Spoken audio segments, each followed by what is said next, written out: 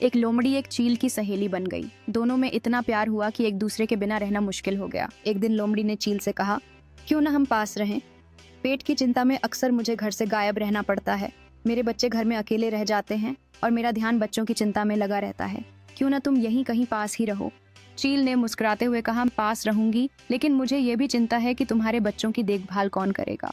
लोमड़ी ने उत्तर दिया, मेरे बच्चे समझदार हैं, वे थोड़ी देर अकेले रह सकते हैं। मैं उन्हें तुम्हारे पास लाऊंगी ताकि तुम भी उनकी देखभाल कर सको। चील ने कहा, ये एक अच्छा विचार है। मैं तुम्हारे बच्चों को बहुत पसंद करूंगी और उन्हें सुरक्षित रखने में मदद करूंगी। लोमड़ी ने खुशी से कहा, मैं अपने बच्चों को तुमसे मिलवाने जा रही हूँ। वे तुम्हें देखकर बहुत खुश होंगे। जब लोमड़ी ने अपने बच्चों को चील से मिलवाया तो वे बहुत उत्सुक हो गए और चील को देखकर खुशी से उछल पड़े। चील ने अपने पंखों को हिलाते हुए बच्चों को बुलाया और लोमड़ी ने मुस्कुराते हुए देखा कि उसके बच्चे चील के पास जा रहे हैं। लोमड़ी ने देखा कि उसके बच्चे चील के साथ खेल रहे हैं और उसे ये देखकर बहुत खुशी हुई कि वे एक दूसरे से कितना प्यार करते हैं।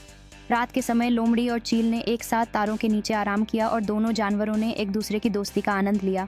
कम अज कम मेरे बच्चों का तो ख्याल रखोगी। चील ने लोमड़ी की बात से इत्तेफाक किया और आखिरकार कोशिश करके रहाइश के लिए एक पुराना पेड़ तलाश किया जिसका तना अंदर से खोखला था। इसमें शगाफ था। दोनों को ये जगह पसंद आई। लोमड़ी अपने बच्चों के साथ शगाफ में और चील ने पेड़ पर बसेरा कर लिया। कुछ अरसा बाद लोमड़ी की गैर मौजूदगी में चेल जब अपने घोंसले में बच्चों के साथ भूखी बैठी थी। चेल अपने बच्चों के साथ भूखी बैठी थी। उसने गर्द व नवाह में नजर दौड़ाई और उसे एक सायादार शक्ल दिखाई दी जो दरख्त के नीचे छिप रही थी। भूखे शिकार की आंखें उसके बच्चों पर मरकूज थीं और चील की धड़कन तेज हो गई। वो जानती थी कि खतरा करीब है और उसे फौरी तौर पर कुछ करना होगा ताकि अपने बच्चों की हिफाजत कर सके। चील ने फौरी तौर पर अपने परों को फड़फड़ाया और एक तेज शोर मचाना शुरू कर दिया ताकि शिकार की तोजा अपनी तरफ मबजूल करवाए। उसने अपने बच्चों को खामोश रहने का इशारा किया।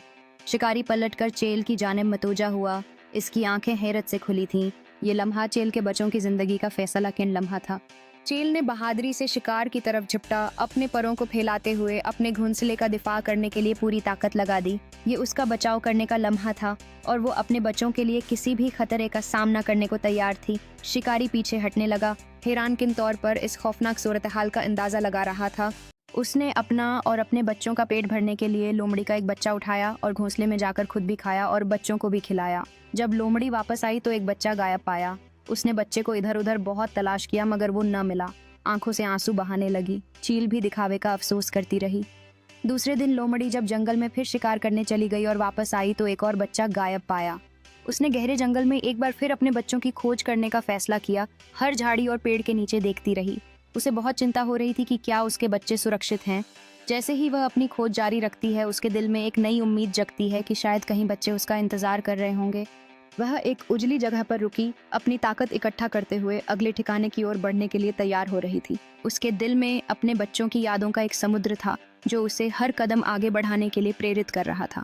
उसे अपने बच्चों के पैरों के निशान मिले जो उसे एक नई उम्मीद दी। जैसे जैसे वह उन निशानों के पीछे चलने लगी उसका दिल धड़कने लगा कि शायद वह अपने बच्चों को फिर से पाएगी। वह एक छोटे से खुले मैदान में पहुंची जहां उसने अपने गायब बच्चों को खेलते हुए देखा। खुशी के आंसू उसकी आंखों में थे जब उसने अपने प्यारे बच्चों की मासूमियत और खुशी को देखा। तीसरे दिन भी ऐसा ही हुआ। उसका एक और बच्चा गायब हो गया। चील ने लोमड़ी के सारे बच्चे खा लिए। लोमड़ी को चील पर शक जो हुआ था वह पक्के विश्वास में बदल गया कि उसके सभी बच्चे चील ने ही खाए हैं। लेकिन वह चुप रही, कोई गिला शिकायत न किया। हर समय रोती रही और खुदा से फरियाद करती रही कि ऐ खुदा, मुझे उड़ने की ताकत अता फरमा ताकि मैं अपनी दोस्त नमा दुश्मन चील से अपना इंतकाम ले सकूं। खुदा ने लोमड़ी की दुआ सुन ली और चील पर अपना कहर नाजिल किया। एक रोज भूख के हाथों तंग आकर चील रोजी की तलाश में जंगल में उड़ती जा रही थी कि एक जगह धुआं उठता देखकर जल्दी से उसकी तरफ लपकी। देखा कुछ शिकारी आग जलाकर अपना शिकार भूनने में व्यस्त हैं। लोमड़ी ने शिकारियों की इस हलचल को ध्यान से देखा और अपने दिल में एक नई उम्मीद जगी।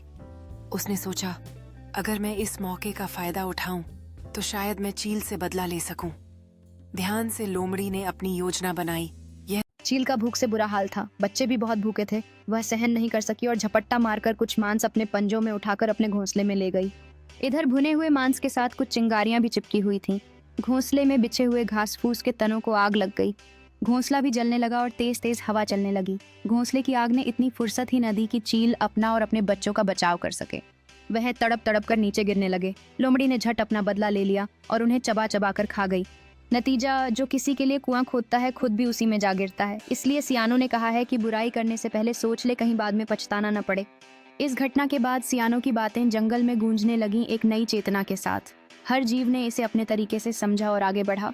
जानवरों ने सीखा कि जीवन में हर क्रिया का फल होता है और वे अपने कार्यों के परिणामों के बारे में सावधानी बरतने लगे। युवाओं ने फिर से अपने घोंसले बनाना शुरू किया और यह संकल्प लिया कि वे अपनी गलती से सीखेंगे और भविष्य में सजग रहेंगे। जानवरों ने